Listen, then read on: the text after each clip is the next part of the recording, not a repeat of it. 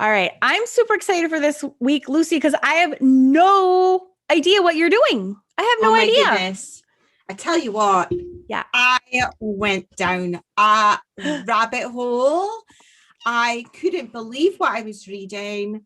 I went down this complete rabbit hole where I actually felt like I could have done some kind of dissertation on her if I'd learned a little bit more.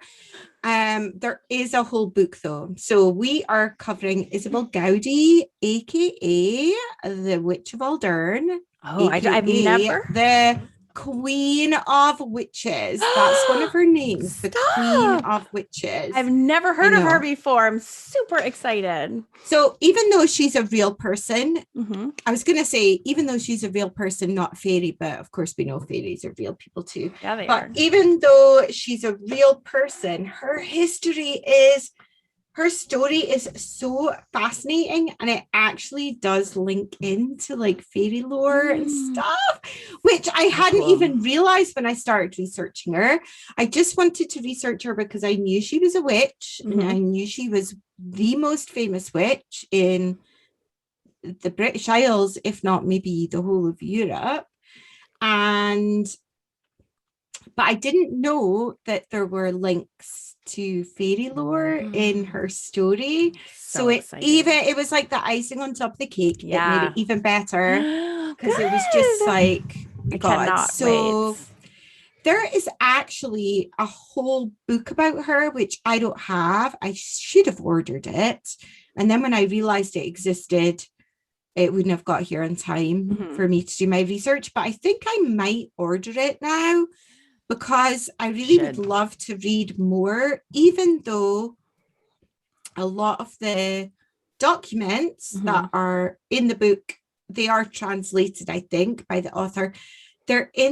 I read some online. I read some excerpts online, and they are in this weird, like, Middle English Scots, where all the letters are jumbled up and F's look like S's. Right.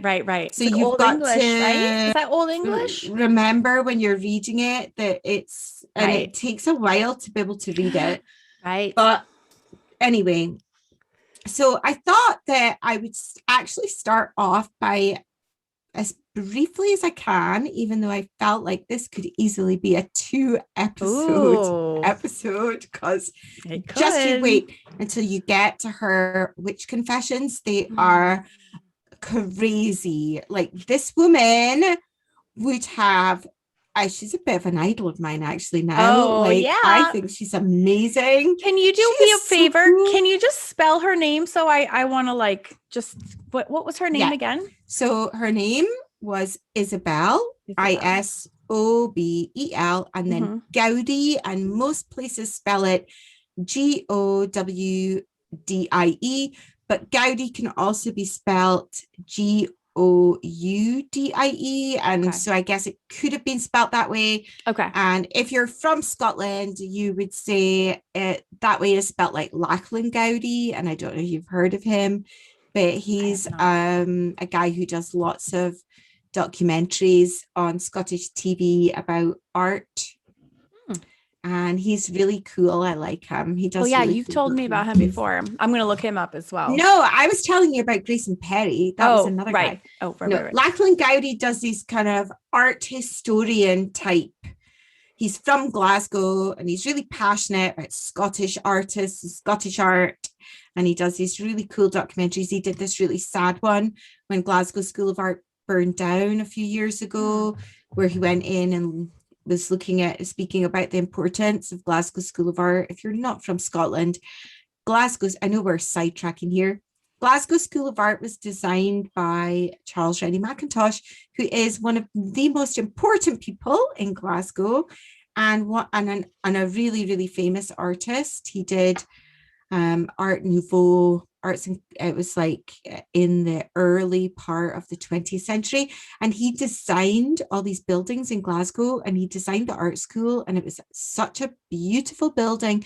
So not only was it the art school, but it was also an actual work of art in itself. Like there were carvings in the doorways, there was stained glass in the door.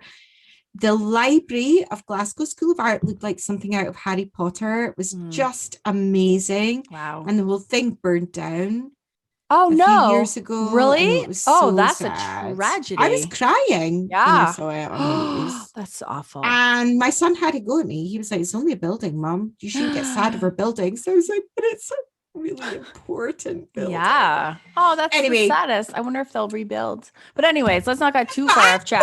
Nothing to do with witches. Yeah. I want witchy stuff. Bring back Isabel. Yeah. Yeah. So Isobel Gowdie, I'm going to give you a little bit of a super quick background into the history of the whole witchcraft trials in Scotland and the history of the persecution of witches in Scotland. So, and I think weren't there more people executed in Scotland than anywhere else in the whole world? Like thousands. Compared to if you take, I guess, the number of people in the population. So over the whole of the period of witchcraft persecution, which the websites I was looking at said, even though it was only about 100 years in Scotland, in Europe and throughout the world, there were people, mostly women, but some men as well, persecuted for witchcraft between the 1400s and the 1700s. And over that period, over 200,000 people were executed for witchcraft, which is crazy. That's just crazy. Scotland was actually one of the countries that the percentage of people that were tried and the percentage of people that were executed was much higher than all the other countries in Europe. I took a tour in Edinburgh. Did I say that right?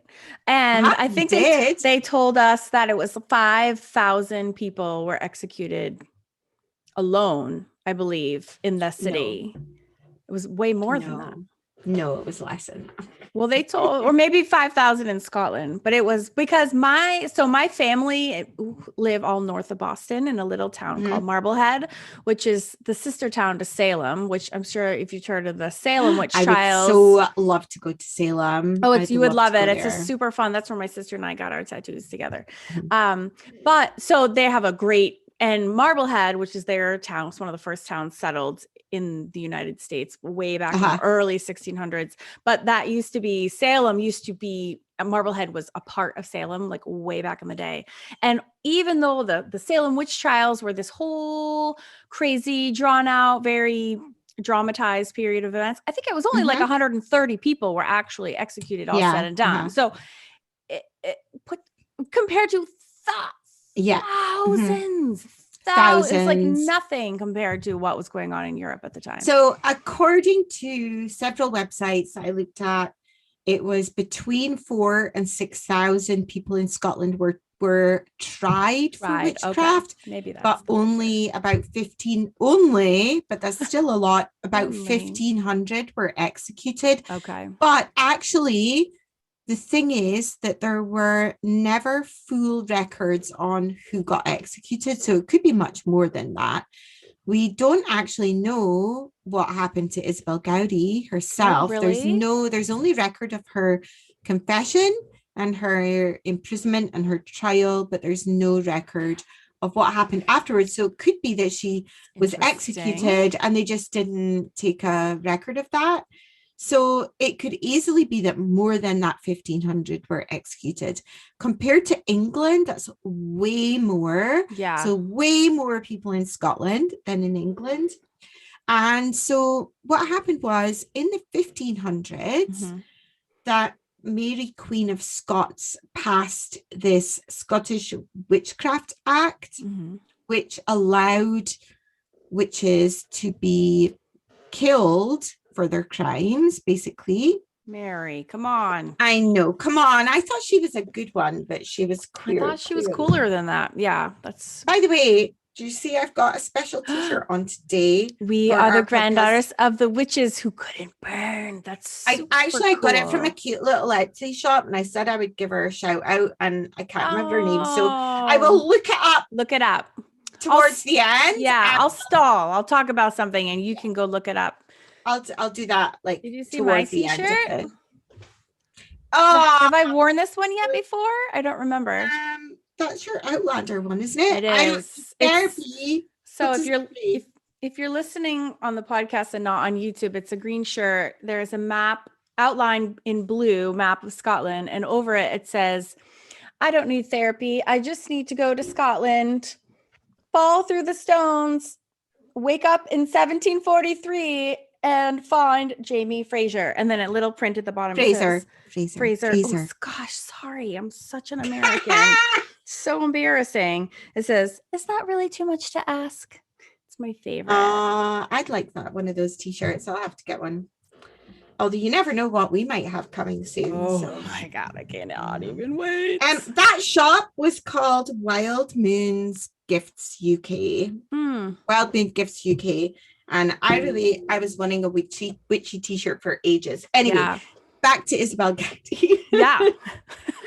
So then what happened was Mary Queen of Scots, her son, who, as you know, was James the First of England and James the Sixth of Scotland. Right. He was obsessed with witches. He had like a total bee in his bonnet. He married this woman called Mary, who I think was a princess of some sort from Denmark. So he had to, I was going to say fly over there, but he can't do that then. Take a boat over to Denmark and collect his bride. And during the voyage, there was massive storms that put the boats in danger. And actually in Denmark, there was a huge amount of suspicion about witches, because over on the continent, there was actually a book called the Malleus Maleficent, I think it was called, about witches in the 1400s. So that, I guess that's what started it all off. And we all know who's to blame for most of this is the church and white men. That's misogynistic white men and the church. So apologies if you're male, not female, but really that's what was to blame for. It was controlling women, and also thinking that the devil was controlling people, and putting blame on things like bad harvests and all those kind of things. Sure. So James's wife, Mary, believed that this storm was a curse of witchcraft, and this started James the First and the Sixth off on his complete and utter crazy witch hunt. And he wrote a book called, super cool name for a book. He wrote a book called Demonology, which is a really cool name. Think, yeah, that would make a cool t-shirt. Yeah, it would. Trademark. Don't steal our ideas. He wrote this book called Demonology in 1597, and it was all about witches and how to spot witches and what to do about them and everything. And that really started off the whole of this crazy witch trial period in Scotland.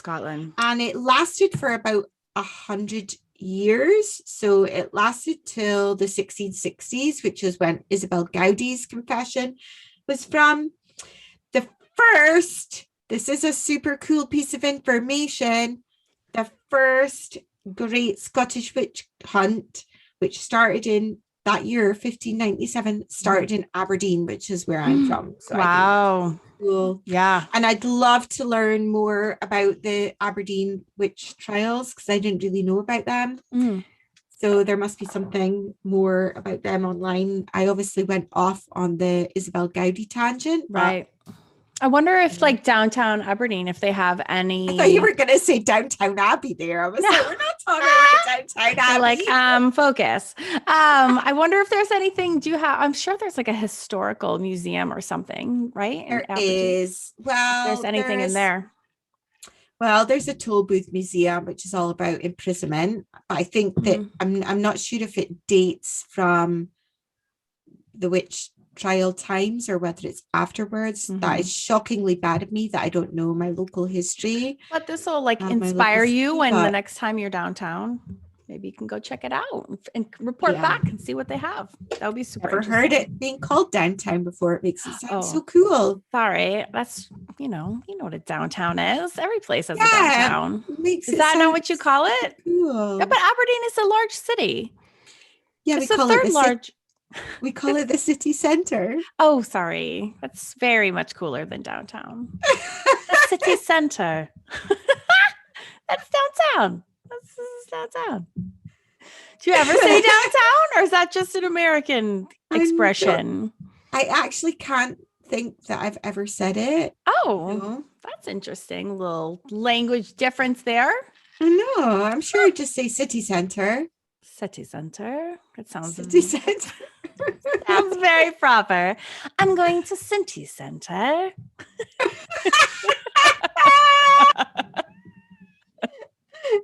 You should have seen the face you pulled when you did that point. It was not as good as your nauseous look last week. I am still laughing about it. My puke face from last week. I was dying. Well, dying. Just you wait. You might be pulling a puke face later. Oh, yes. Bring it. Yeah, because at the moment we're being all very sensible and academic. We are. It does go downhill. Oh, yes. Towards the end. The best. Okay, great. I'm ready. Keeping the best for last. Yes. Nice. I'm excited. So, yeah, throughout Scotland, there were these 4 big phases of witch hunts. And so they went over about 100 years. And it actually said that most of them happened I thought they would have happened mostly in the Highlands, because that's where all the very superstitious lives. People, yeah. But actually, that it happened more in the Lowlands. Now, that's interesting. Aberdeen, it is actually would have been considered Lowlands. We're not Highlands. Right. Because it's on the coast. So the Lowlands is not the borders of Scotland. The Lowlands is everything that's not the Highlands. And and despite the fact that the post office nowadays classes Highlands and Isles as anything north of Glasgow and Edinburgh, actually Highlands and Islands is only really much further. I thought it was everything north of Inverness. I thought Inverness was like the gateway. But maybe a little bit south, lower than Inverness. I would say maybe like the Cairngorms, which is a bit lower, would be Highlands as well. But certainly Aberdeen, Dundee, Edinburgh, Glasgow, are not islands. It's all Lowlands. Yeah. So there were more witchcraft trials in the Lowlands because there's more people too. Well, but also because there was less belief in fairy lore, right? And the church had a bigger hold on people, and they had a lot more power and a lot more influence. Whereas up in the Highlands, there was still all that belief in fairy lore, and the church didn't have as much of control over people. That makes a lot of sense. Yeah. So the reason why they think that there were all these sudden surge of witch trials there was a few different reasons. They think that definitely the church taking power and the church trying to exert all that influence on people, but also there were a wave of bad harvests, the economy wasn't very good. So you know that when those kind of things happen, they look for scapegoats and people to blame. And so it was easy to blame that on witches. And then also this is moving on from James I and the VI, but obviously there was like loads of political uncertainty when Charles I was executed in the 1640s, and then there was a displaced, no king for a while, and then Charles II was made king in 1660, and then that's when the last wave of witch trials took place, when he became king. So it kind of got instigated again, and actually that was the most severe one, with the most amount of people that were killed in that last wave. So lots of reasons really why there could have been like all those. My son was complaining, so I'm just interrupting I asked him to print me off my notes, and he complained because it was 6 sheets.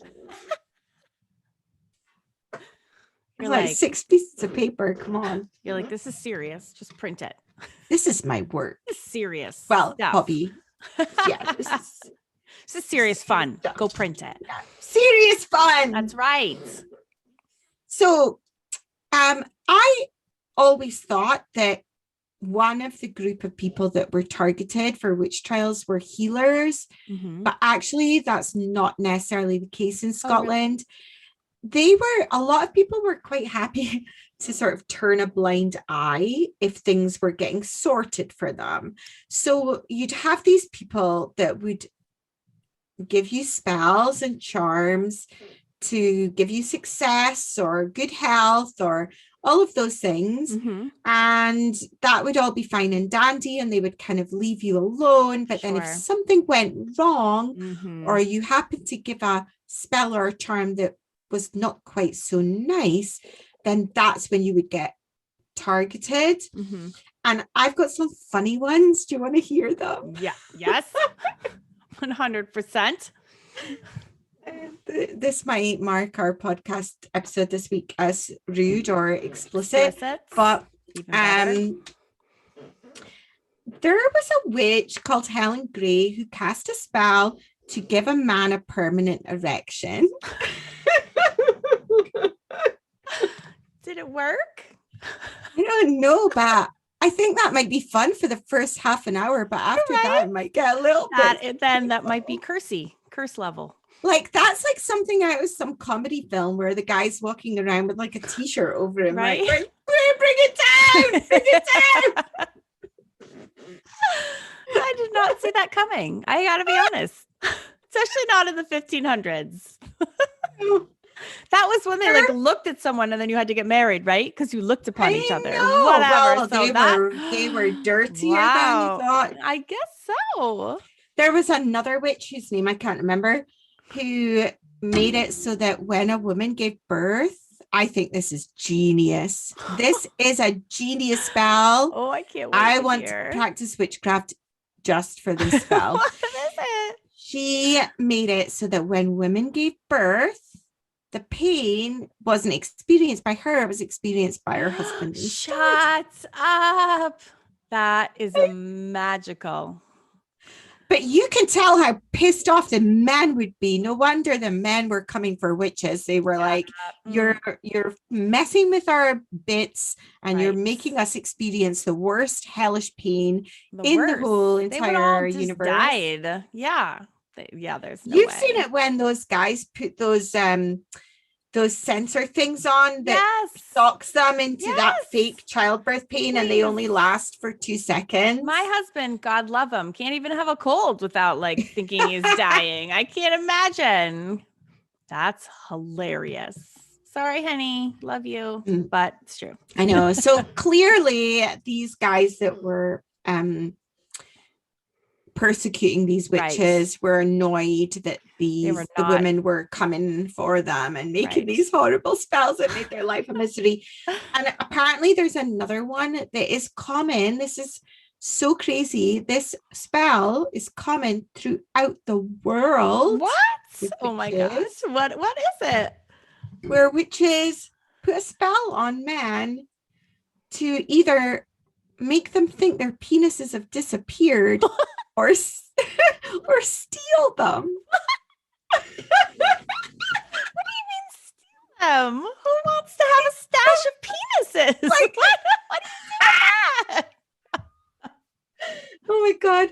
Our podcast is like a slippery slope now. It really is. It really, truly is. The fine line. Oops, too far. What in the actual world? What? I think it's just some kind of like, I'm sure that in those days there was a lot of downtrodden women that were just really pissed off at their husbands, and that so they cast spells, be like, I'll take your penis away from you, and then you can't, because they have like 80 children, half of whom have died. It's like a miserable existence. They have to do their laundry so they don't get turned into the benia. Like, there's a lot going on for these women. Oh, I know. I feel for them. So that would have been a fairly quick fix, actually. Yeah. I can't have any more children because now... Make that penis disappear. Make it Abracadabra. Birth control for 1566. We don't have condoms, but we have a closet full of penises, which no one now can use. Oh my God. It's actually so smart. So clever. Somebody needs to like sort that out now. I just want to know, are they all disappeared because they're all in some one witch's closet who has all of them? Or where I was going to say, but it maybe went even further down the unacceptable route, but maybe they got turned into something that was useful for other women. And what else do we have to discuss? Oh no, you froze. You're frozen on Zoom. Okay, good. Oh, you froze on Zoom. Okay, but now you're unfrozen. We just broke Zoom because we were laughing so hard. I know. It's like my internet connection is unstable. The witches of curse. It must be the Zoom. Witches. We haven't got penises to steal, so they're stealing our internet instead. They're always up to something. Oh my gosh. This is awesome. Isn't that crazy? Yes, it is. So I just wrote those 3 down because I thought they were the funniest. And so good. So there were all these ways of like torturing people to get them to confess into being a witch. And as you know, a lot of tricking went on, a lot of underhand tactics. They really did it so that they could like get the result they wanted. Yes. So one of them was called pricking, and there were professional prickers. No. Can you imagine that's your job title? No. I'm a professional pricker. No. Hi, my name's Lucy. I'm a professional pricker. I'm going to prick you. And if you don't, what isn't it? I'll steal your penis. But they were never picking men. They were almost always picking women, right? And what is it? Most of the time. If they then reacted, then they were a witch.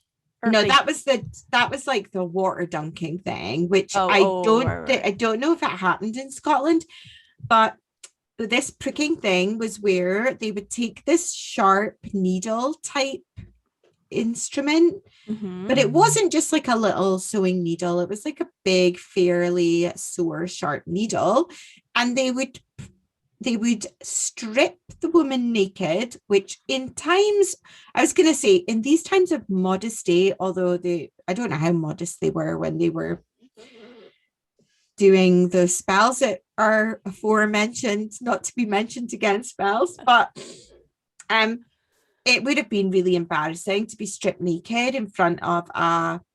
It still would be embarrassing to be stripped naked. It would still be embarrassing. But in front of there would have been several men at these trials and these interrogations. There was usually quite a lot of people. I think with Isobel Gowdie's one, there was at least 7 or 8 people that were in attendance at her confession. And it was, the local landowner, the minister from the church, the justice of the peace or whatever they're called, loads of people. So the pricker would prick them all over their body. And if they didn't feel it, they were a witch. So basically they would just keep on doing it. Right. And they were like, there will be one little spot that is the devil's mark that has been hidden somewhere on your body by the devil, that when we prick it with a needle, you won't feel it because it's the devil's mark. So we just need to try every single inch of your body until we find that one little spot.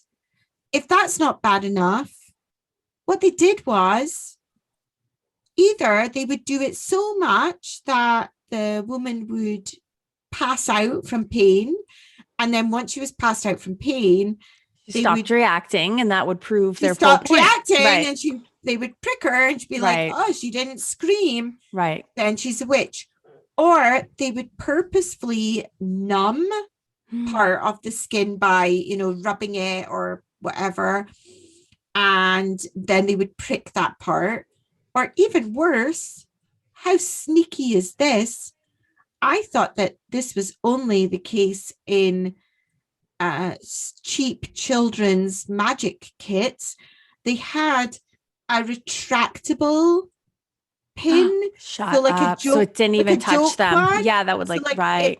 It was a pin that when it touched your skin, like you would have in movies, Yeah, it's like a fake. Go back into the fake one. Knife. So yeah. it would go back into the handle. So it didn't hurt. Actually prick, so it didn't hurt. Isn't that awful? It is awful. I know. They all got murdered. All of them got killed. Well, like 2/3 of them, yeah. Yeah. Because how satisfying that. Plus you have an audience. So then it's kind of like it becomes a little bit of a performance, right? It's a humiliating thing. Yeah. There's pressure on the part of the like person performing, the professional picker person. Professional pricker. Right? It's like people, they have a crowd, so they feel like. And I also feel that possibly there was an element of the kind of people that did these jobs were they're sick. Possibly sadistic perverts sure. who wanted the excuse to be able to take a needle and put his hands all over some naked body. Mm-hmm. Yeah. And humiliate her and that's what I mean. There's like an entertainment value to all of this, I'm sure. Yeah. It's like why people love horror movies, and it's like there's some like bullfights. It's like there's some twisted pleasure we humans get from watching other people suffer. Plus there's probably not a lot they don't have TV or Netflix, right? So literally what are they doing? It's like hard work. Oh, we get an hour off to go watch witchy whatever, get poked and prodded. Like who's not going to want to sign up for that? I know. So sad. It is so sad. That's or they're awful. making up. They're constructing in Fokahim or I want to live there so bad. I want to live there so bad. I want to live there so bad. So we haven't even talked about Isabel yet. What's her story? But no, this is fascinating. But how does she relate? Just before we get to Isabel, I'm going to say the other two methods of torture were walking, which was basically making somebody walk like round and round in circles or whatever, without letting them stop to sit down, to rest, to eat, to sleep. And just making them walk, and eventually they would go mad and they would confess to whatever they felt they had to, or to give them sleep deprivation, which was another way of making them. Well, plus the drowning one, right? They always had like, if you sink, you're a witch. I actually didn't read about that one. So I wonder whether that's an English thing or an American thing. No, because I learned that in my Edinburgh tour. Did you? I sure did. Yeah, they used to chuck them right in the waters, and then it was like if they sunk, they're a witch. No, if they sink, they're innocent. I can't remember, but like if they sink, they're innocent, and if they float, they're a witch. Because if you float, you're a witch, you kill you, and if you sink, you're innocent, but you're dead. But you're dead. That's it. Yeah. But that's where I learned about that. Wow. Okay, I didn't actually read any, but then I didn't actually really go super deep into witch confession torture because I was reading about Isabel. Yeah. But right. Yeah, I mean, I did read that mostly in Scotland, they actually usually strangled them before they burned them. Stop. Oh, well, actually, that's actually humane. Yeah. More humane. I'm actually shocked that they would do that. Slightly more That's humane. actually a gift. I'm surprised. Oh, that actually makes me feel better. But they did burn. They did burn poor women. some of them. They did just burn some of them. Oh, but with Isabel, we don't actually know what happened. Yeah, to that's her. Interesting. That's interesting, and it's super weird because we don't actually really know very much about her at all, apart from this huge amount of confession. I mean, there are. Well, tell me about her. Where is she from? What did she do? And how is she the queen? I have so many questions. She's the queen of witches. I know. Why? Where is she from? She was from, they think, she was from Aldearn, which is, so if you don't know Scotland at all, I've been there, and where is it about? I don't know if you've been there, but Alderne it's a beautiful, tiny little village, little village, and it is about 2 or 3 miles outside of the village of Nairn, which is the village Nairn. If you're from Nairn, you pronounce it slightly differently. I think Nairn. If you're from, I'm not going to say it. If you're from where Nairn, is it? Is it where? Nairn. So Nairn is east of Inverness. So you've got Inverness, and then actually you've got Inverness, and then you've got Culloden Battlefield, and then Nairn is about 14 or 15 miles east of Culloden, because Nairn is where the I think the English army, didn't they march from Nairn to Culloden? That I do not know.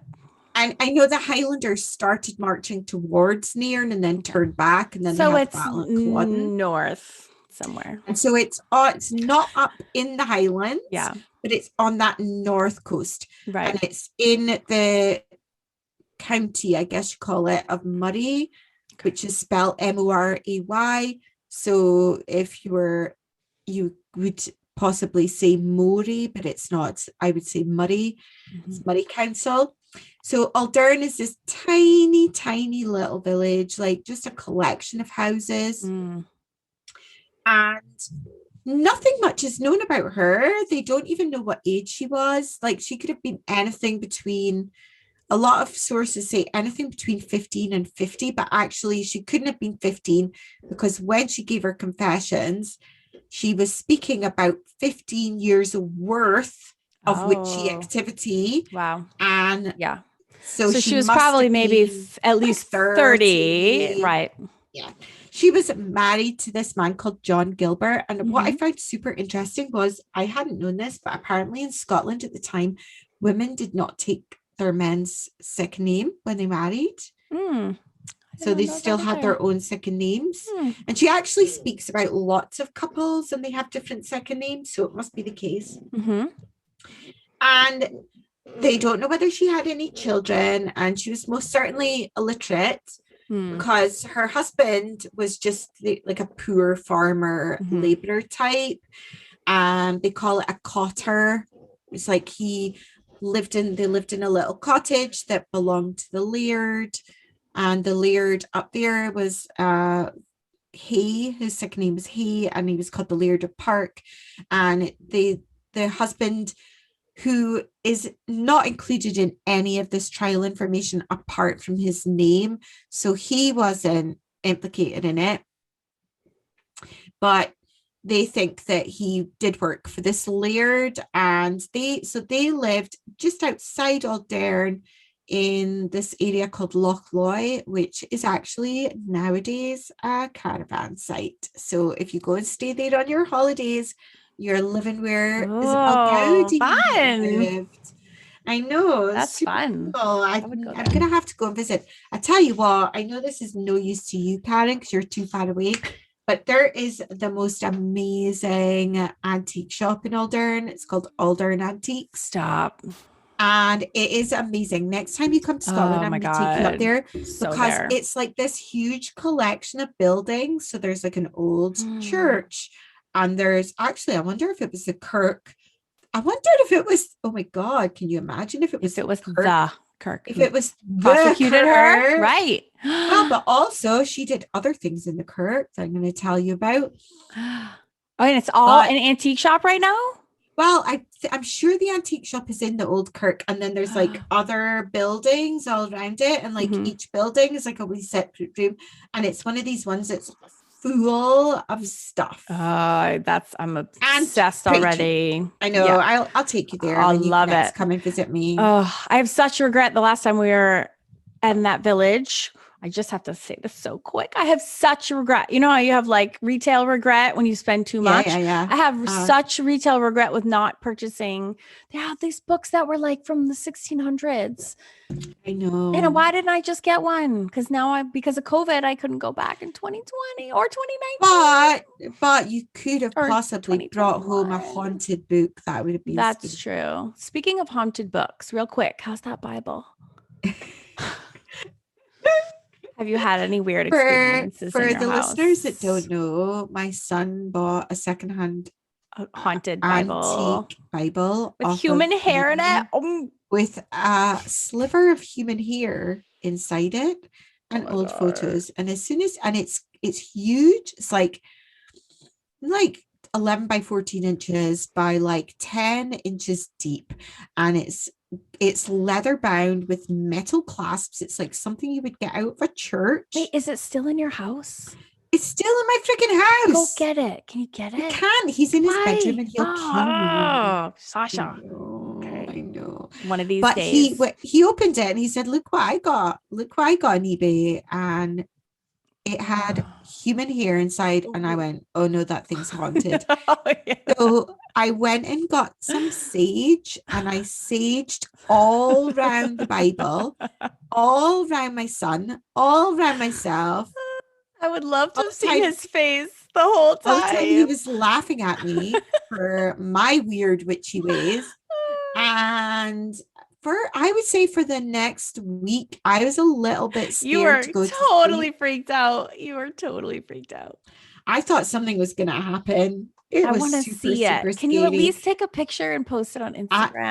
I'll take a picture and post it on Instagram. I'll have to do it when he's out for a walk. Yeah, I need to. I know he doesn't listen to us. So no, of course he doesn't. So there's your little sneaky window right there. I know. Oh my God, I need to see it so bad. Sorry, I'm so sorry to interrupt, but yeah, I love antique everything. So not if they're haunted though. No, that's true. Yeah. Not anyway. So much that. Apparently, according to Isabel's confessions, like 41 people were arrested after her confessions because she named so many people, which I think is a little bit shady. I know that I said she was kind of my idol, but that part I'm not so down with because you know, there's no need for that. Get stitches. Yeah. You can go down. If you're going down, you don't have to take the rest of the world. You don't need to take the rest of your village with you. Yeah. That's probably more people than were in her whole village. So what did she do? So you have these confessions, which you've not yet talked about. But what did she do? What? Is that what the crux of it is? Was all the things that she revealed? Yeah, we're on a 43 minutes and I haven't started the confessions. Here we go. Are you ready? I literally sitting at the edge of my seat. Okay. Yeah. So she gave 4 separate confessions over 6 weeks. Wow. There's like a whole host of people that I'm not going to name that she named. And then there's all these people in the room when she was confessed. They don't know whether she was tortured. There's no record of that, but of course they're not going to write down in the confession, no, we tortured while Isabel, we were pricking her. What year is this? The late 1500s? No, this is 1662. Oh, okay. So that's on the later end of all the she was in trials. Like the last big batch thing. The last big batch of the witchy women.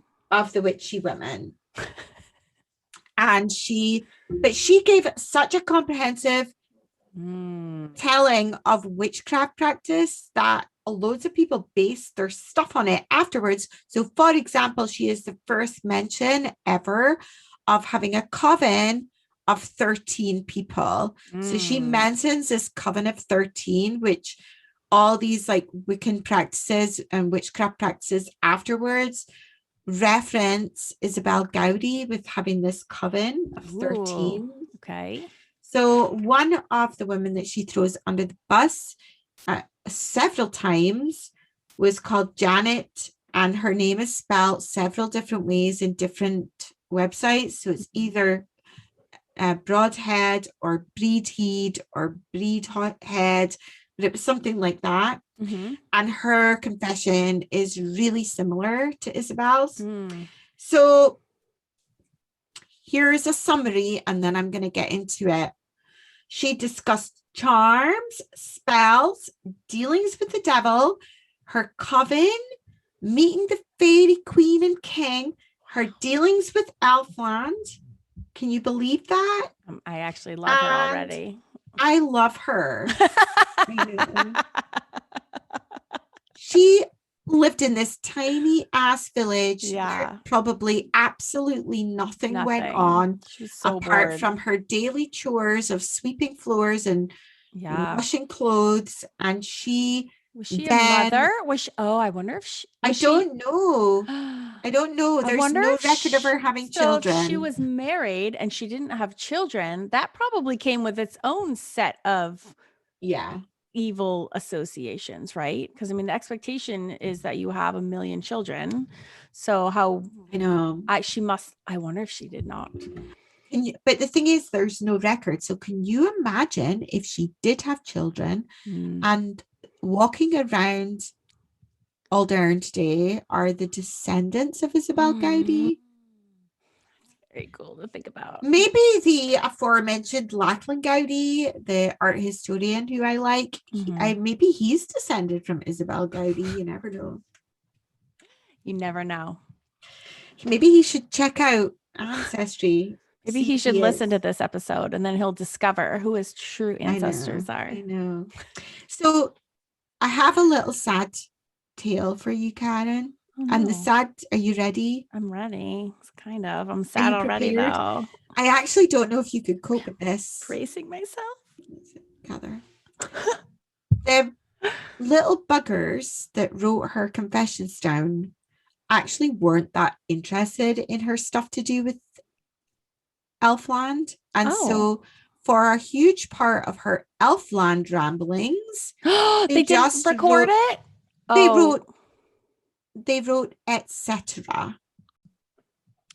Okay, sorry about that. Quick little We're back malfunction. Thank you, Billy, for patching us back together. Okay, Lucy, you go, girl. Yeah, so we had a little interlude of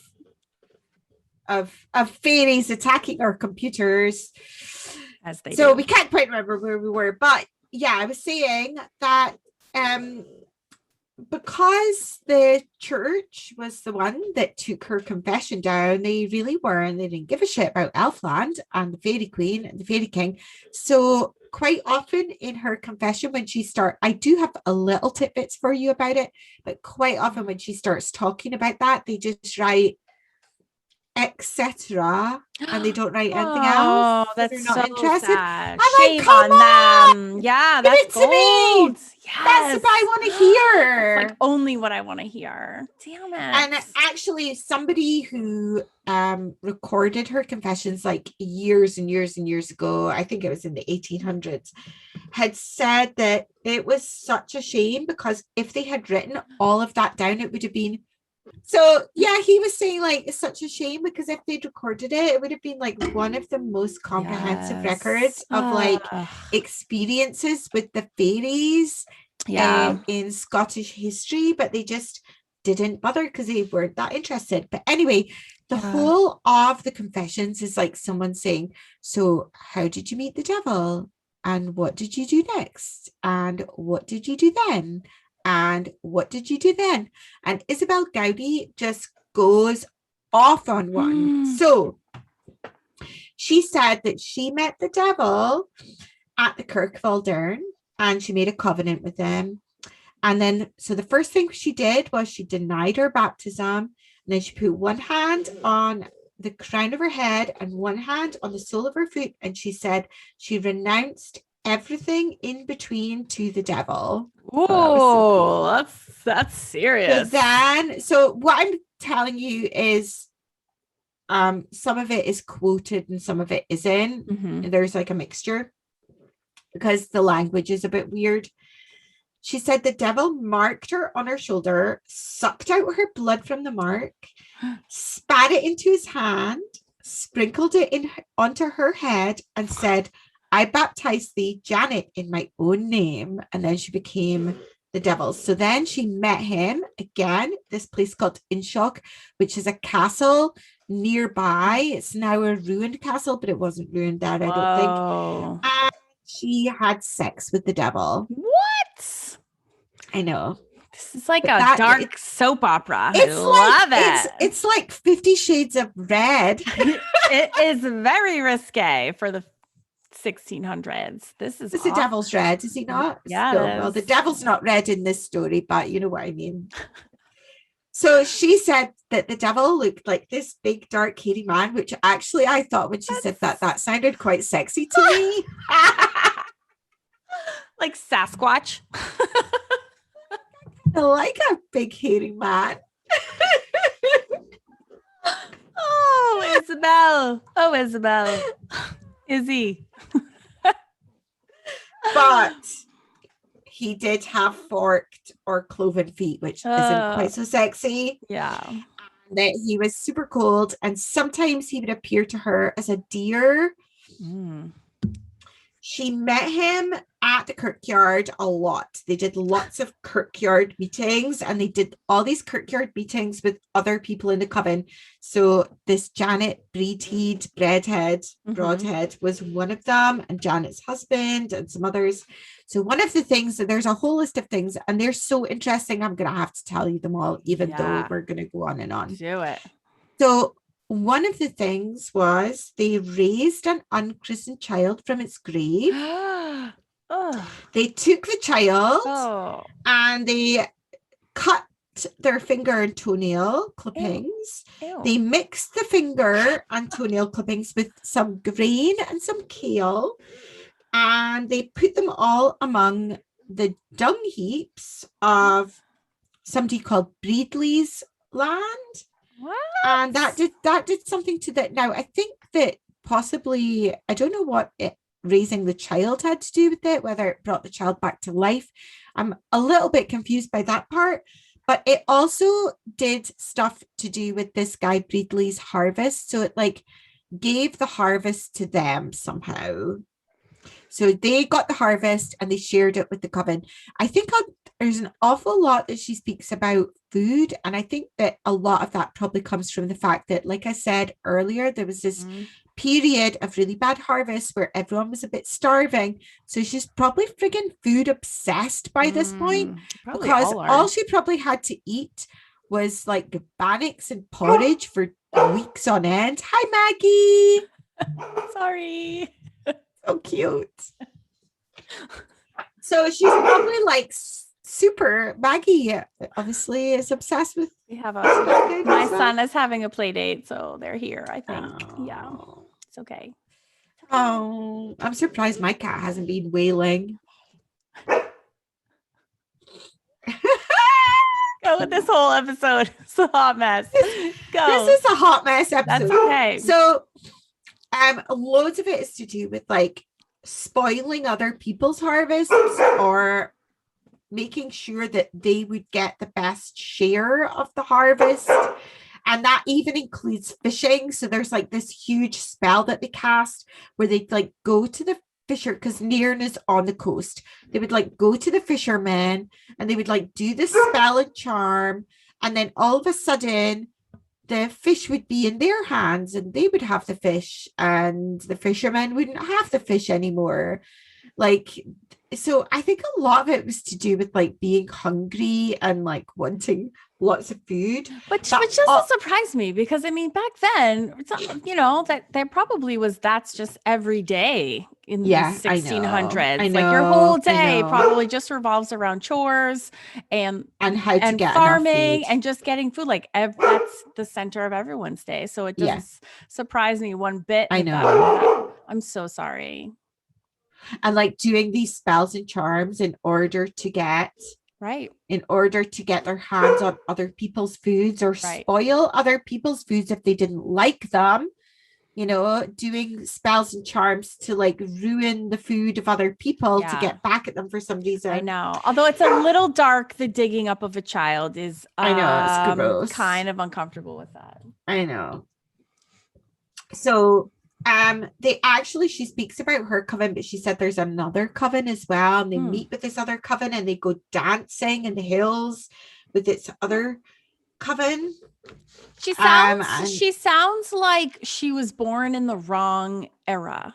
Like she sounds like a freebie hippie from like the 60s. She should have been at Woodstock. Who was like, woo, like just being crazy and doing crazy things in a time where like you're not to do crazy things. I have to let my dog out. You keep talking. Okay. So she also speaks about this time that she said before Candlemas we met east of Kinloss, and Kinloss is not that far from Nairn, and there we yoked a puddock plough. The devil had the plough, and John Young from Nableston, our officer, drew it. And I highlighted this because I was like, what the hell is a puddock plough? But apparently a puddock plough is a plough that is drawn by frogs, so it's like enchanted because the frogs drag it rather than horses. What? Yeah, I know. This is where the fairy part comes. Yeah, this woman had some imagination. Was there like LSD back in the 1600s? Well, there is a speculation, just like with Salem, that they possibly could have had ergot poisoning, which is where the grain that made the bread was spoiled, and if it's spoiled, you hallucinate. Interesting. The things that could have happened in Salem, and they also speculate that could have happened here as well. So I know. So she speaks about like using grasses for blades and all this kinds of weird things. She said they sneak into people's houses and steal their food, and I like this. And then we fill up the barrels with our own piss again. She was trouble. I know. She was super trouble. I love her. Super trouble in a time where you just do not do those things. I know. And then listen to this. This is links back to last week's episode or the week before with Changelings. The week before. Week before 6. Then we put besoms, and I was like, what's a besom? Besom's a broom. We put besoms in our bed beside our husbands until we return to them again. So they basically put these enchanted brooms in the bed next to the husband, and so that the husband doesn't know, and then they snuck out and were rebel rousers. They raised a merry hell. They steal people's food. Oh yeah. Steal people's drink, put curses on people, dance with the fairies. And then I know it sounds like quite a good time if you weren't going to get executed for it. It does, right? They were like bored out of their mind. She must not have had any children. They must have no children, because if she had kids all this time, she wouldn't have had time. This is the life of someone who has too much free time on her hands. And so she's like, what are we going to do now? Tonight, let's go. And like, blah, blah, blah, blah, blah. And like, you just don't do that if you have like 8 parents around and you're, So she also flew. So she spoke about flying. She said, I had a little horse, and I would say horse and haddock in the devil's name. And then we would fly away wherever we would, like straw flying about on the highway. We can fly like straw. And when we want, grass straw, corn stalks are like horses to us. So they used straw. She is like a classic witch, like flying around on her broomstick. We just put them between our feet and say horse and haddock in the devil's name. No. If anyone sees a straw in a whirlwind and doesn't bless himself, we can shoot them dead if we want. What? Isabel, that's naughty. Anyone shot by us, their soul goes to heaven, but their bodies stay with us. They will fly to us like horses, small as straws. Like, it's all about like little frogs and straws as horses. It's fucking crazy. I actually want the whole book and to read the whole book because I skimmed it and it was 100%. Amazing. Yeah. What? I have so many questions. I know. So then she said that she was at the Downey Hills. Apparently that's the entrance to Elfland was at the Downey Hills. And she was dined by the king and the queen of the fairies. And this, I'm quoting again. Yeah. She said, the queen of the fairy is finely clothed in white linens and browns and white clothes. And then it says, etc. And the king of the fairy is a fine looking man, well built and broad faced, etc. So that's how they did the etc. So disappointed. I know, it's so disappointing. But she also speaks about these elf arrowheads and how the elves shaped the arrowheads. The devil delivered them to the elf boys, and the elf boys shaped them. And then she was in Elfland and she witnessed the elf boys making these arrowheads, and these arrowheads were enchanted. And so when you shot someone, you could like kill them dead with these special super and they're called arrowheads. Elf shot. Yes. Yeah, elf shot. Yeah. Exactly. Yeah. Oh my gosh. So I need to do a whole episode on that. I know. It's crazy, isn't it? Really does like tie all right the in. links.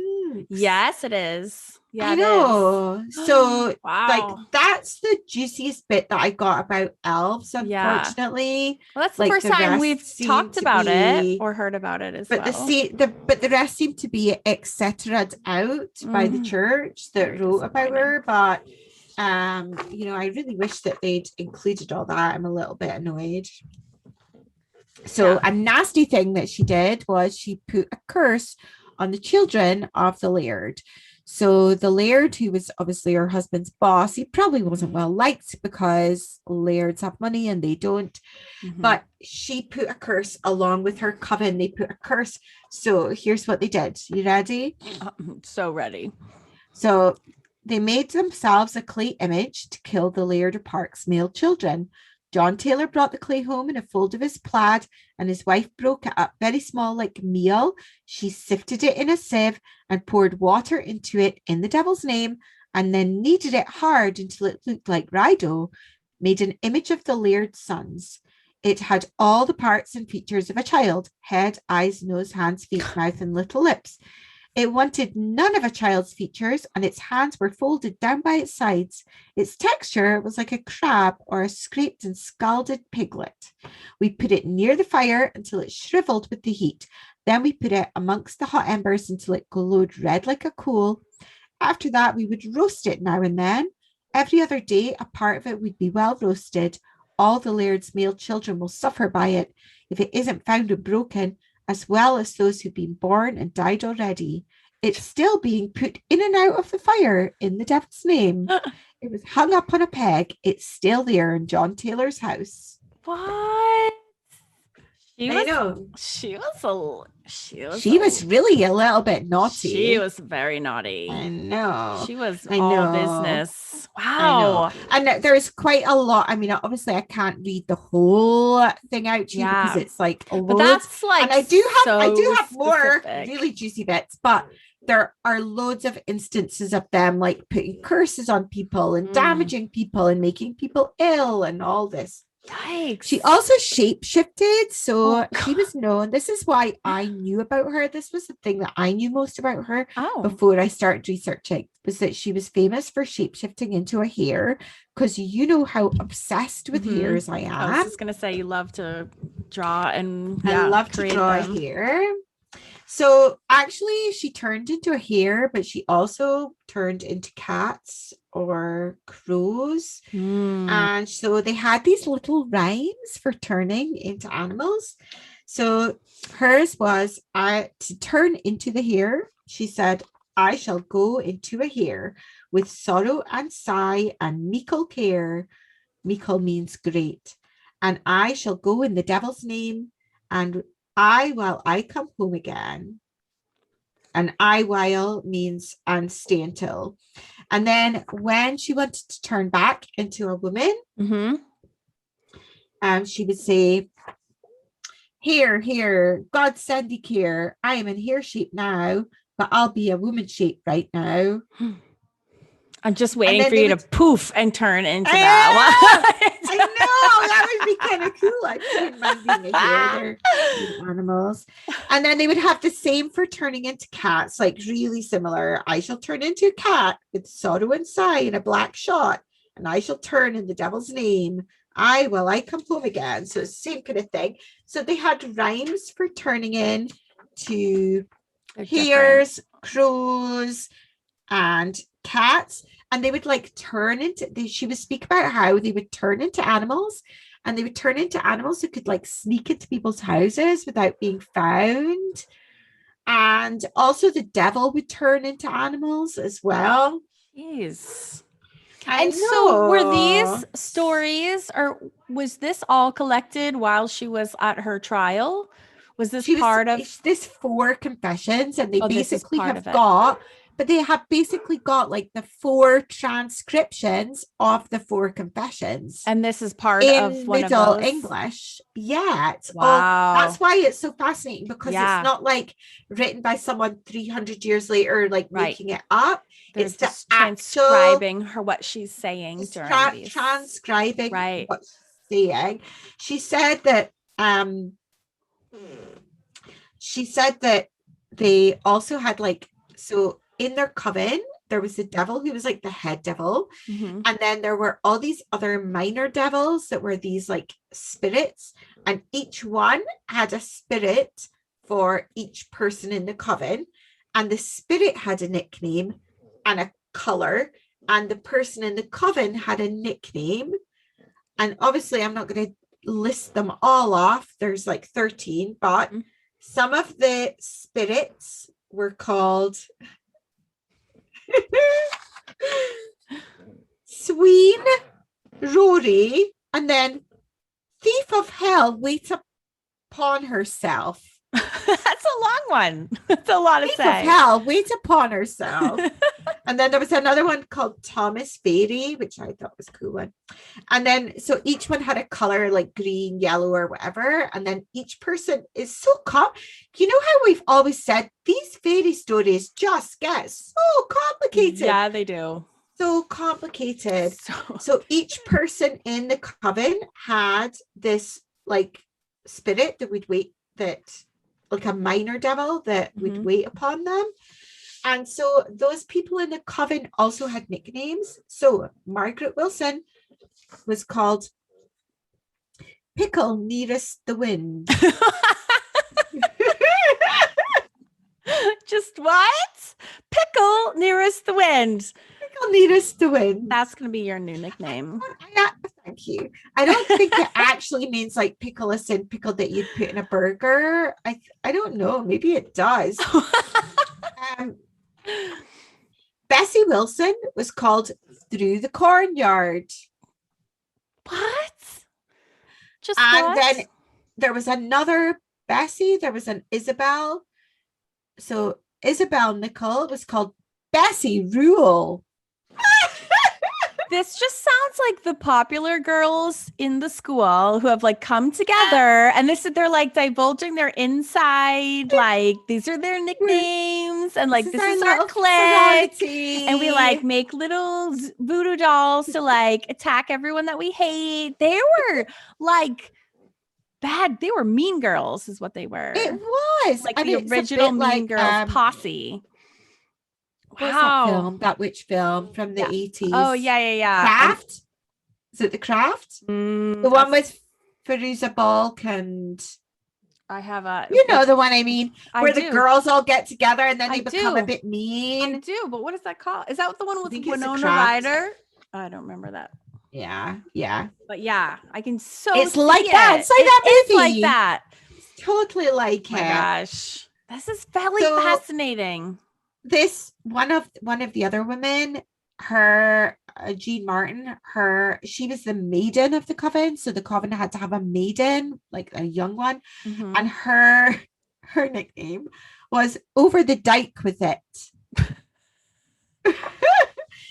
If you're not Scottish, you'll know that in Scotland the word dyke isn't a derogatory term for someone in the LGBTQ community, which it actually has been used as that. Yeah. It is actually a stone wall, because that's what all the walls are around here. They're called dikes. So Over the Dyke with It, that's like a weird one. I just love that. I think we need super cool witchy. I know. They're all like nicknames. Phrases. They're like just random phrases. Like, I know. Lucy logs in as Peter on Windows. Like they're like just random phrases of the time. You know what I mean? They're like they make good passwords actually. Pickle nearest the wind. What? This is So she speaks about how they've got all these spells and charms, and I'm not going to go into all of them, but she's got one to like conjure up the wind. She's got spells to get a good price for things that they're selling. She's got healings. Actually, she speaks a lot about healing spells, and you could tell in the thingy in the interrogation that they're not interested in the healing side because that's too nice. So they're like, what were you doing to harm people? They want the dirt, and they want to hear the evil ones to stop people from recovering from illness. And so did she do any good things, or was she just trouble? Well, there were, I think she was mostly trouble, but she did have healing spells, obviously they didn't really they didn't really expand on that in the trial. They just wrote etc. Already convicting her. They don't really care about the good they didn't want to hear. I know. So here's the juiciest bits. Do you want to hear the juiciest bits? Of course I do. Are your ears gonna I'm rocking ready. My face will go even redder than it always is because I've got that Scottish ruddiness to my complexion. Beautiful Scotsness. In her third confession, she went into, so in all her confessions she kind of repeated quite a bit, which is why they think she wasn't sleep deprived or hallucinating, because the facts are the same. She didn't change her story. They ask her the same question and she gives the same story, but she goes into more detail in the third one. So in the third one, she speaks all about her sex with the devil. She is so naughty. I know. And unfortunately, I couldn't find a translated version of the third confession. So I had to read the Old English, and I read a bit and then I kind of gave up because it was so hard to read. So I'm just going to have, probably good for our worsening reputation as ridiculous. It is what it is.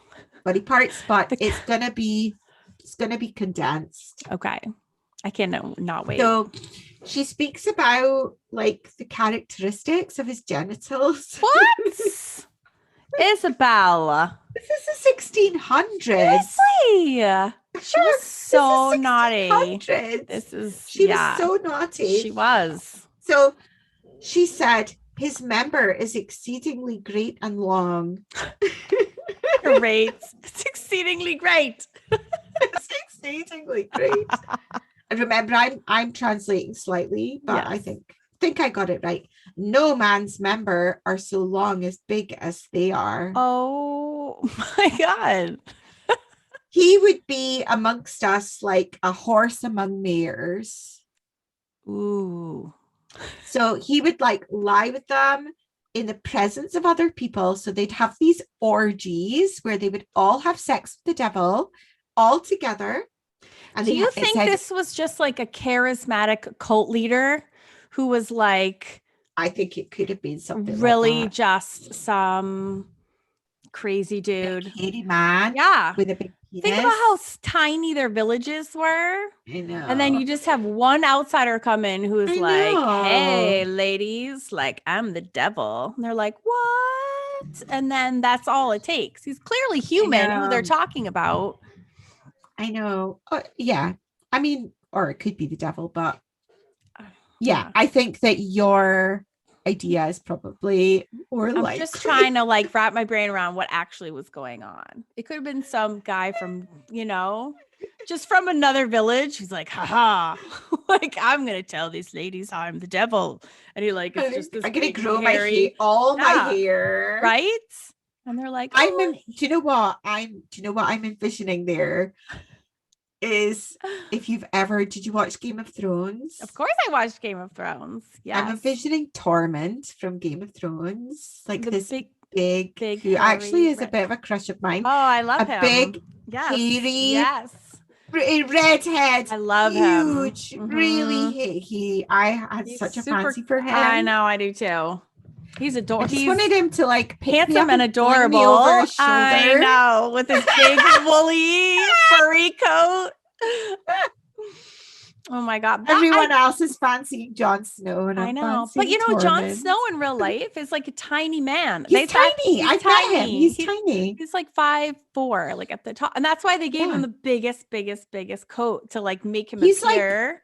He's very slight. He's like the same.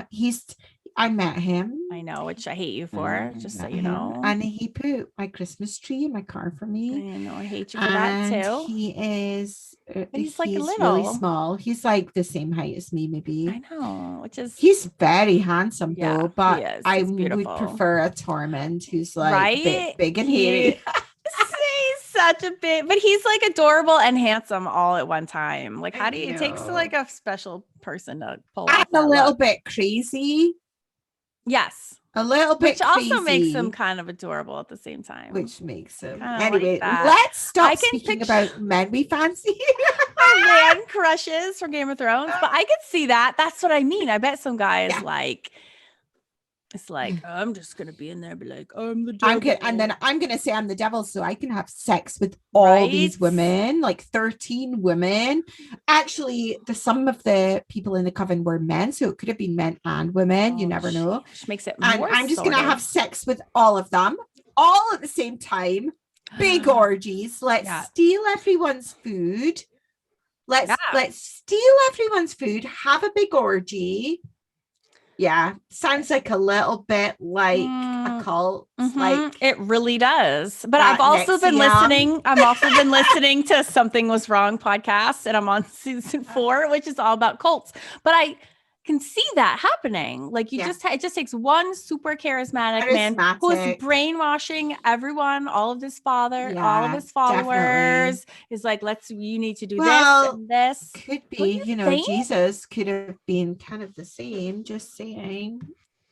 Not going into that territory, but I'm gonna just put this light on because I can't read because it's too dark. But I just feel like that's such a possibility. He could brainwash. I know. So easily. All these uneducated, the bored women who I've decided have no children, so they have all this time on their hands, and they're clearly troublemakers, anyways. I know, super troublemakers. Yeah, it's fascinating. So to watch. She said. So I'm nearly at the end, but she said that sometimes the devil would change into the shape of an animal before he had sex with them. Oh, that's a dark turn. Which is a little bit of a dark turn. Yeah, unless they're also shape-shifting into their animal forms at the same time. In which case, all right. Yes. She said that he would like come and arrive at her house in the shape of a crow or a deer, and then she'd leave and go and have sex with them. But she said that they all got great pleasure from having sex with him, and none of them felt any shame, and he was like this great lover.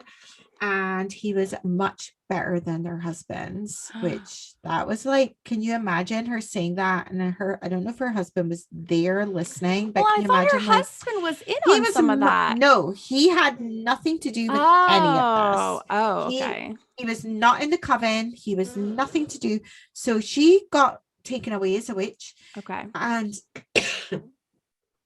her poor husband, who's just working the land, not only hears that his wife is doing all this other mischievous stuff, but then she's having sex with Tormund from Game of Thrones, and he's a much better lover, which quite frankly, don't you think that Tormund would have been a much better lover than Jon Snow?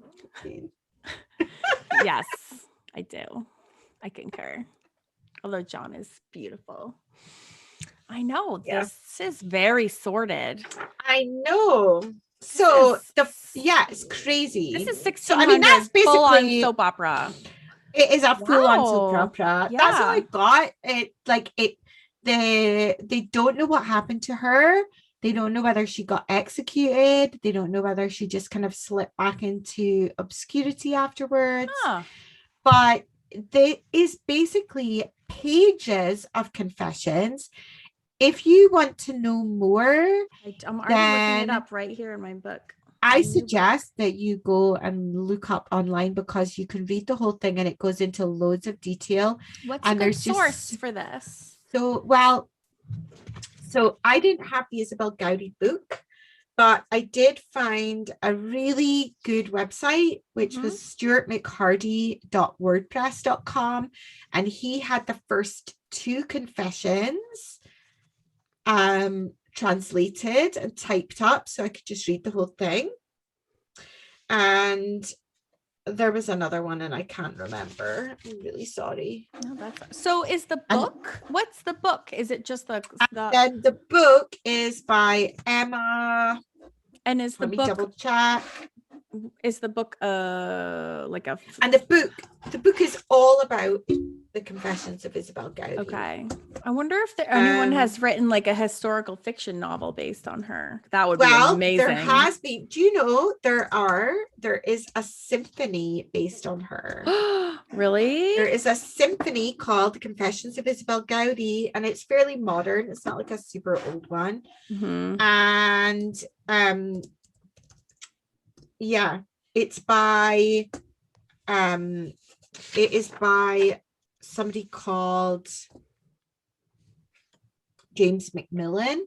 Okay. And also there was a song by a band called the Sensational Alex Harvey Band. Okay. Which is all about Isabel Gowdie. And then my friend Julia Jeffrey, she is an artist living in Glasgow. Her art name is Stone Maiden Art, and she is super talented. I love her work. Is she the one whose sketch you have, and she has the tarot set? I've got some sketches and a tarot set by her. An amazing artist. And she has done a lot of work on witches, and she did a collab with a musician called Gillian Chadwick, and they did this kind of concept album all about Isabel Gowdie, where Julia did the artwork and Gillian Chadwick did the music. So if you want to check that out, go and check it out. Her artwork is amazing. The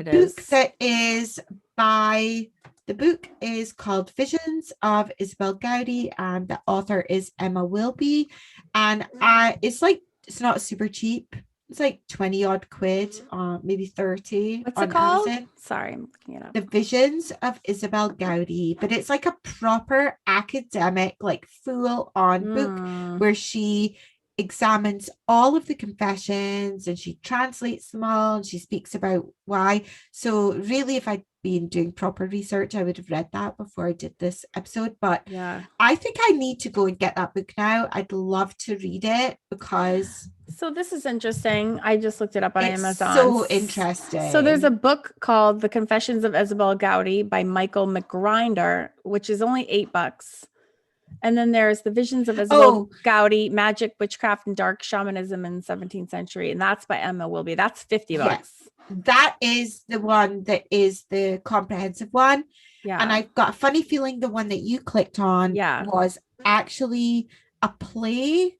Oh, Because is there a Kindle version? It looks like this. Yeah, he wrote a little play about it. No way. Yeah, there is a Kindle and the paperback, but it's only $8. Yeah, I nearly bought that, and I read down and I saw I might buy it still. It's like a little screenplay thing that he's written. So I don't know how. Yeah. Whether it'll be a slightly fictional interpretation. Oh, this is so interesting. Yeah, it says Michael McGrinder tells Isabel's story on a grand canvas spanning a period of 17 years. This full-length play is not for the prudish, nor is it for the faint-hearted, but neither is it for those without a sense of humor or deep compassion. It is for those who like a good story well told, and for those especially who enjoy a love story. What? Yeah. It is definitely for all. Is that her love story with the devil? The devil?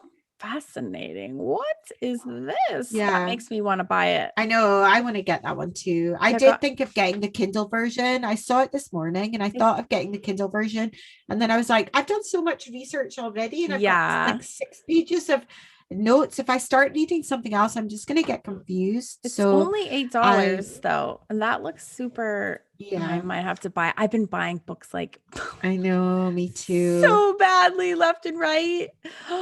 So bad. Because the more you see one, it takes you down this rabbit hole, and you find another one that you want to get. I know. You know, it's so weird. Actually, just last night, so I bought this new book called The Lore of Scotland. Oh yeah, that's the one I've got as well. Which is supposed to be good. Like a really like a classic and very, very comprehensive. And I randomly opened to this page, and it talks about this is actually what I'm going to talk about in our next episode that I'm going to be doing. And I was reading this and I was like, oh, this is amazing. It's all about he's actually a minister, and he is responsible for a huge amount of fairy information we have to this day. All came from this one man. And they actually have his original book that was published in 1691. Called, oh my goodness. Yeah, called The Secret Commonwealth of Elves, Fauns, and Fairies. That was published in 1691. I wonder if that book's available. So I went on Amazon because it said it was reprinted in 18 something. So this is so creepy. So I went onto Amazon to go see if I could find it. I pulled it up and it said, you ordered this book in August of 2019. I bought it 2 years ago. Already. Isn't that freaky? You forgot you had it? Yeah, I didn't like make the connection. I was like, what do you mean to buy it again? It was like, buy it again. This was purchased in 2000. What's it called? 19. So I went in my bookshelves. I like scoured my bookshelves, and sure enough, I got it. I was like, okay, that's just creepy, because that was before I was podcast. I mean, I've always been interested in lore, as you know, that's why we're here. But I thought that was so creepy. It's called The Secret Commonwealth of Elves, Fauns, and Fairies. And there's an expensive version, but then there's a version that's like $4. Oh, it's £5. Exactly. So that's like his original book, but so I found the book. Actually, there's one that's £4. Yeah, I bought the like cheapest one. So I actually found it last night in my bookshelves. Luckily, a few months ago, I reorged all my bookshelves. I did find it, and then in the foreword of that book, which is published in the late 1800s, it actually says that. And it was super late, so I was so tired, so I just skimmed it. But it said actually there's no actual transcript from that 1691. There's a lot of references to this book, and they know the people that have like passed it down and when it was recorded, but the actual literal transcript from 1691 has actually never been found. So that kind of raised questions as to whether it was made up. No, I don't think it was made up, but it was like there's some sort of missing link somewhere, because they definitely have it. They have it in its entirety, but it was interesting. So I want to do my whole episode on this minister, because he is the one who's responsible for passing forward like the most information that we have today on the fairy and the fairy realm and everything. So oh my God, I can't wait to hear about that, because I didn't even know he existed. I didn't either, but I thought that was really creepy that I had bought that same book 2 years ago and I had no idea. I've got that opened up on my web browser. So as soon as we're finished recording, I'm going over to Amazon. I'm going to order that. I know. So next week we have a super special episode. Which, I can't wait. Which is really more exciting and also something that we had planned to kind of push out for a long time in the future. However, so we have a listener whose name is Ginger, and she has been sending us the most freaky, amazing ghost stories that I have ever read. So I feel really bad because it's taking me taking me like a month to go into our emails because I just have a whole. We're not going to give you any spoilers, but when I read them, I was so spooked. In fact, I should not read her stories. I know the knowledge that I've got my haunted Bible upstairs. Seriously. And then like do all that at bedtime. No, like, this is me. This is me in my room alone. I'm like reading her email. I printed them out. So I'm such a paper person. Like I need physical. That's why I always buy everything paperback and not Kindle and everything. So I printed out all of her stories, and I was sitting down in my room and I was just like, holy shit. Like I'm just like exclaiming like I'm like, oh my God, I have to talk to her. So I emailed her back, and I was like, so she is coming on as a guest. I'm like, this is non-negotiable. Well, I almost feel bad because her stories are so well written. She took such time and care to write them out. And as they're written, they're gorgeously laid out. But I was like, I need to ask her a million questions. We need to speak to her. We really do. So she agreed to come on. We're getting her on as a guest. Yes. And she said yes. And so that's going to air next Thursday. I'm so excited. I know. I'm so excited too. Thursday after that, I will be doing, I'm almost positive I'm going to do it on that minister. So if you have your own story, feel free to write in, go onto our contact forum on our website, and onescotwhatnot.com. There's a contact form there, and you can tell us all the things. And if you really have something that you want to share, please write it first, and then if we think you'd be a good candidate, we'll reach out to you and see if you want to come on. Because it's super fun it's so fun. I know. So I am super excited. So I'm super excited. And Ginger's story isn't Scotland based, but we're letting that slide because it's so interesting. It's so fascinating. Well, and it just brings up a lot of the ghost topics that we've talked about in the past that we are going to for sure talk about again anyways. So it's great fodder. I'm so excited. Definitely. So I'm sorry about the crash that we had mid episode. I hope that sticking it back together is going to be okay. It'll be fine. It'll be fine.